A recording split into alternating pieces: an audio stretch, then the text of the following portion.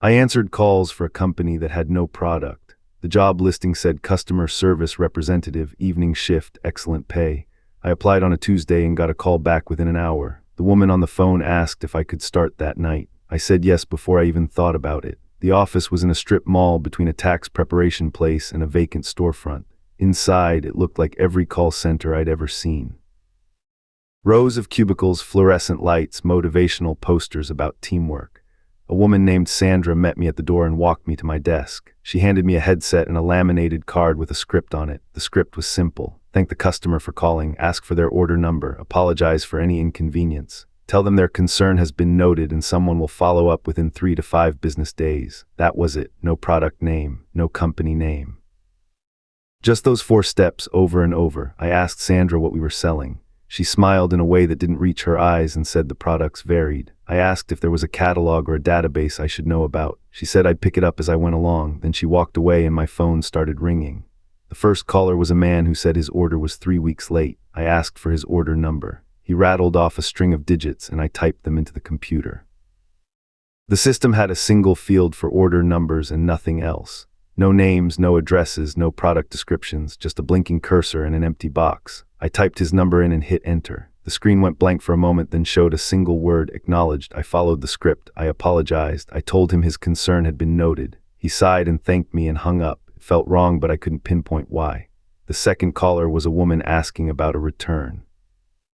I asked for her order number. She gave it to me and started describing the product. She said it had arrived damaged, that the edges were frayed and the color was wrong. I had no idea what she was talking about. I typed her order number into the system, acknowledged. I apologized and followed the script. She asked when she'd hear back. I said 3 to 5 business days. She said that's what they told her last time. I wanted to ask her how many times she'd called, but she was already hanging up.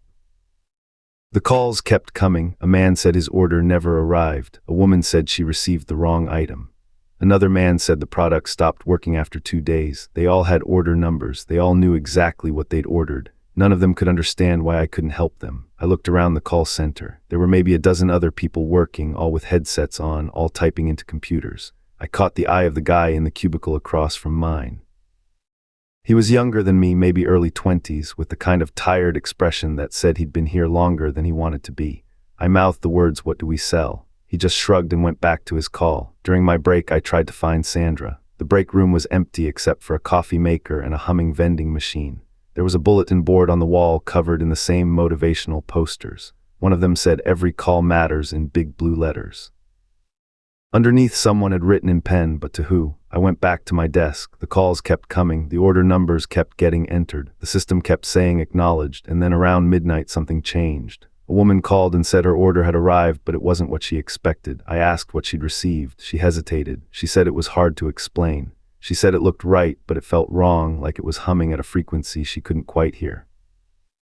I asked for her order number. She gave it to me. I typed it in. The screen didn't say acknowledged, it said escalate. I stared at the word. I looked around for Sandra, but she wasn't at her desk. The guy across from me was watching me now. He mouthed the word escalate with a question mark at the end. I nodded. He pointed toward a door at the back of the call center, past the rows of cubicles. I'd assumed it was a supply closet. I told the woman to hold. I walked to the door. It wasn't labeled. I knocked and nobody answered. I turned the handle and it opened. Inside was a smaller room with a single desk and a single chair. On the desk was a phone, old-fashioned, the kind with a rotary dial. Next to it was a clipboard with a list of order numbers. Some were crossed out, some weren't. The woman's order number was on the list, third from the bottom, not crossed out. I picked up the phone. There was no dial tone, just a faint static that sounded almost like breathing. I hung up and went back to my desk. The woman was still on hold. I told her someone would call her back within 3 to 5 business days. She said that's not good enough. She said she needed to return it now, tonight, before it got worse. I asked what she meant by worse. She hung up. I looked at the guy across from me. He was staring at his screen with his mouth slightly open. I asked if he was okay. He didn't answer. I stood up and walked over to his cubicle. His screen showed an order number and underneath it, a single sentence. Delivery confirmed, customer unresponsive. I asked him what that meant. He said he didn't know. He said the customer had called to complain and then halfway through the call she just stopped talking. He said he could still hear the line open, could hear something in the background, but she wouldn't answer him. He said he waited 5 minutes before hanging up. I went back to my desk. My phone was ringing. I answered. It was a man asking about an order. I asked for his number. He gave it to me and I typed it in. The screen said acknowledged. I followed the script. He said he'd been calling for months. He said every time someone told him 3 to 5 business days, but nobody ever followed up. He said he just wanted to know what he paid for. I didn't know what to tell him. I apologized. He said forget it and hung up. Sandra appeared at my cubicle. She asked how my first night was going. I asked her what we were selling. She said that wasn't the right question. I asked what the right question was. She said I should be asking what the customers thought they were buying. I said I didn't understand the difference.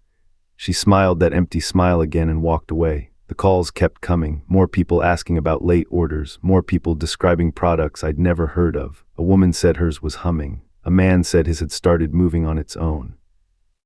Another woman said she couldn't remember ordering anything, but the package had her name on it. I entered their order numbers. The system said acknowledged, acknowledged, acknowledged.